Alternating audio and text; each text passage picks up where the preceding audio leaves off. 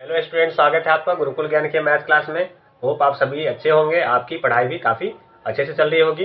तो चलिए वीडियो को आरंभ करते हैं और लेते हैं पहले प्रश्न को। ये सारे प्रश्न आपके पिछले एग्जाम में पूछे गए प्रश्न होंगे, इसलिए यह वीडियो काफ़ी इंपॉर्टेंट होने वाला है। तो चलिए लेते हैं पहले प्रश्न को और उसे हल करते हैं। पहला प्रश्न कह रहा है कि एक संख्या को 3:2 के अनुपात में विभाजित किया जाता है। जब प्रत्येक संख्या में 8 जोड़ा जाता है तो अनुपात बदलकर 7:5 हो जाता है। दोनों संख्याओं में बड़ी कौन सी है, प्रश्न हमसे यह पूछ रहा है। तो देखिए प्रश्न में हमें दिया क्या गया है। प्रश्न में हमें दिया गया है एक संख्या का अनुपात जो कि है 3:2। इसमें क्या हो रहा है कि 8 जब जोड़ा जाता है तो वही अनुपात बदल के 7 और 5 हो जाता है। तो इस तरह के प्रश्न को हल करने के लिए हम देखेंगे जो अनुपात हमें दिया गया है, दोनों का अंतर कितने का है। जब इसका अंतर देखें, इसमें 4 का आ रहा है और इसमें 3 का, तो अंतर हमेशा बराबर, डिफरेंस हमेशा बराबर होना चाहिए। अगर बराबर ना हो तो क्या करेंगे, दोनों अनुपात के अंतर से एक दूसरे को गुना कर देंगे। ऊपर वाले के अंतर से नीचे वाले गुना करेंगे, नीचे वाले के अंतर से ऊपर वाले को। तो चलिए कर लेते हैं। इस दोनों का अंतर देखें तो 2 का अंतर है, इसे हम गुना कर लेंगे 2 से। इस दोनों का अंतर देखें तो 1 का है, इसे गुना कर देंगे नीचे वाले से 1 से। अब देखिए ये कितना हो जाएगा, ये हमारा हो जाएगा 4, और ये हो जाएगा हमारा 3 दूनी 6, और ये हो जाएगा 2 दूनी 4। ठीक है, और ये 1 से गुना करेंगे तो ये 7:5 ही रह जाएगा। तो अब देखिए दोनों का अंतर भी बराबर आ रहा है 1-1 का। ठीक है, तो हमारा एक संख्या 6:4 हो गया, दूसरा 7:5 हो गया। प्रश्न हमसे पूछ क्या रहा था कि जब इसमें 8 जोड़ा जाता है, तो देखिए जब अंतर देखें तो अंतर कितने का है, 1 का अंतर है। अंतर कितने का है, 1 का अंतर है। और जब इसमें 8 जोड़ा जाता है तो अंतर प्रश्न में 8 का है। हमारे इस क्वेश्चन का अंतर 1 है और प्रश्न में अंतर कितने का है, 8 का है। प्रश्न में अंतर 8 का है। आगे प्रश्न हमसे कह रहा था कि दोनों संख्याओं में से बड़ी संख्या कौन सी होगी। तो देखिए बड़ी संख्या हमारी कौन सी है, 6 है। 1 का वैल्यू अगर 8 है तो 6 का वैल्यू कितना होगा, 6 गुने 8 यानी कि 48। 48 क्या हो जाएगा, हमारे इस प्रश्न का आंसर हो जाएगा। हमारे इस प्रश्न का आंसर क्या हो जाएगा, 48। तो चलिए लेते हैं अगले महत्वपूर्ण प्रश्न को और उसे देखते हैं कि कैसे हल करेंगे। अगला प्रश्न कह रहा है कि अरुण और अमित एक काम को क्रमशः 9 तथा 12 दिनों में कर सकते हैं। यदि वे एक दिन छोड़कर एक दिन कार्य करें तथा अमित शुरुआत करता है तो कार्य का 35/36 भाग कितने दिनों में समाप्त होगा, यह हमें बताना है। तो देखिए हमें दिया क्या गया है, अरुण और अमित 2 व्यक्ति दिया गया है, इन दोनों की कार्य क्षमता हमें बताई गई है। तो देखिए तो अरुण किसी कार्य को 9 दिनों में करता है, ठीक है, और वहीं अमित किसी कार्य को 12 दिनों में करता है। अगर हम कुल कार्य जानना चाहें कि कुल कार्य कितना है तो दोनों का एलसीएम लेंगे तो हमें क्या मालूम चलेगा, कुल कार्य पता चल जाएगा। जब हम दोनों का एलसीएम लेंगे तो आएगा 36। तो कुल काम कितना हो गया, 36 कुल काम हो गया, जिसे अरुण 9 दिनों में करता है और अमित 12 दिनों में करता है। अगर एक दिन की कार्य क्षमता निकालनी हो तो इसको इसमें जैसे 9 को 36 में भाग करेंगे तो एक दिन की अरुण की कार्य क्षमता आ जाएगी। देखिए 9 से 36 में भाग देंगे तो 4 बार में कटेगा, यानी कि एक दिन में अरुण कुल 4 काम करता है। वहीं अमित की बात करें तो 12 × 36, अमित कितना 3 काम करता है एक दिन में, यानी कि दोनों मिलकर एक दिन में कितना काम कर रहे हैं, 7 काम कर रहे हैं। प्रश्न आगे कह रहा है यदि वे एक दिन छोड़कर एक दिन कार्य करें तथा अमित शुरुआत करता है तो कार्य 35/36 भाग कितने दिनों में समाप्त होगा। तो देखिए पहले आपका कार्य शुरुआत करता है अमित।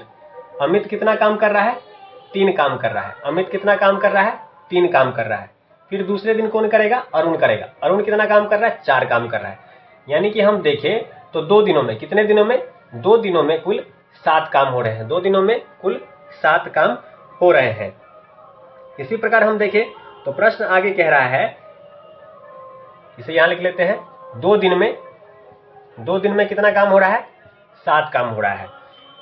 आगे प्रश्न कह रहा है कि 35/36 भाग कितने दिनों में समाप्त होगा। तो देखिए 2 दिनों में 7 काम हो रहा है तो 35 काम करने के लिए इसे 5 से गुना करना पड़ेगा, और इसे 5 से गुना करेंगे तो दिन को भी 5 से गुना करना पड़ेगा। तो ये हमारा हो गया 10 दिन और ये हो गया 35, यानी कि 10 दिनों में कुल काम कितना हो जाएगा, 35 हो जाएगा।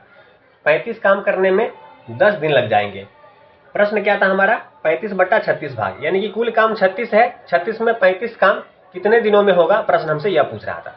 तो 10 दिनों में, कितने दिनों में, 10 दिनों में क्या हो जाएगा, 35/36 काम हो जाएगा। और यही क्या होगा, हमारे इस प्रश्न का आंसर हो जाएगा। यही क्या हो जाएगा, हमारे इस प्रश्न का आंसर हो जाएगा।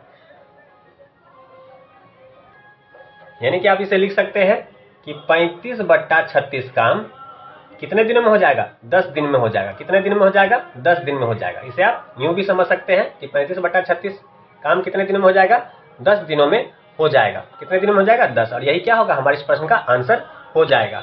तो आपको यह प्रश्न समझ में आ गया होगा। बिल्कुल ही आसान कॉन्सेप्ट से मैंने आपको इसे हल करना सिखाया है। अगर ये वीडियो आपको थोड़ी भी आपके लिए लाभदायक हो, आपको इससे कुछ बेनिफिट हो रहा हो, तो चैनल को सब्सक्राइब अवश्य कीजिएगा। और प्रत्येक रात 9:21 पे वीडियो अपलोड करता हूं, उसका नोटिफिकेशन आपको मिल सके, इसके लिए साथ में बने बेल नोटिफिकेशन को ऑन कर लीजिएगा। तो चलिए लेते हैं अगले प्रश्न को।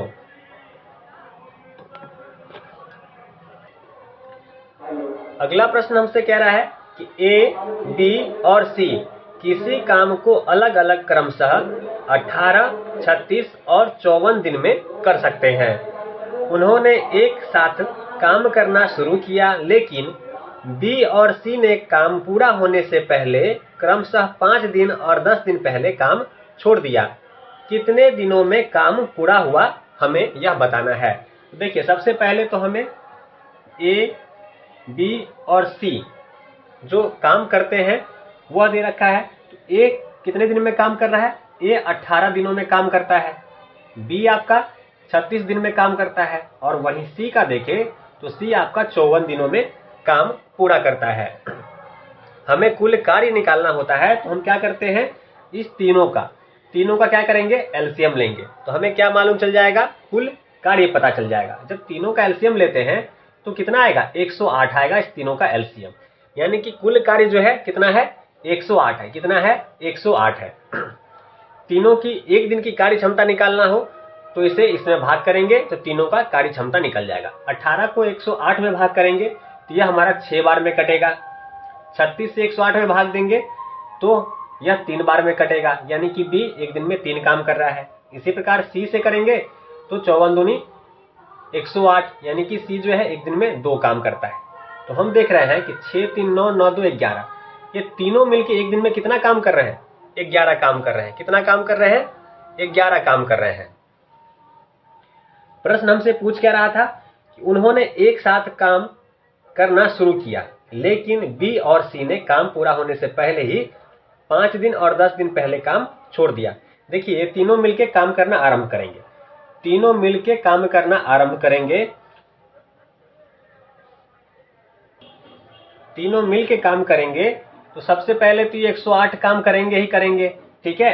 इसके अलावा देखिए तो प्रश्न कह रहा है कि बी जो है वह 5 दिन और सी जो है 10 दिन पहले काम छोड़ देता है।